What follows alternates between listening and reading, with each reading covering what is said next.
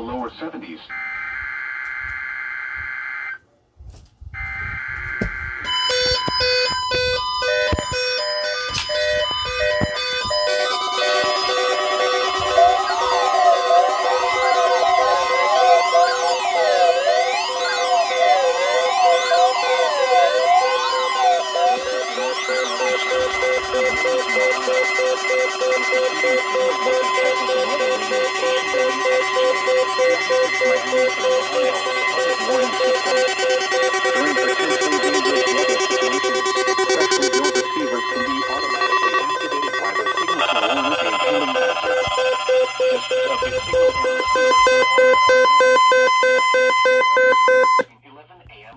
Each Wednesday.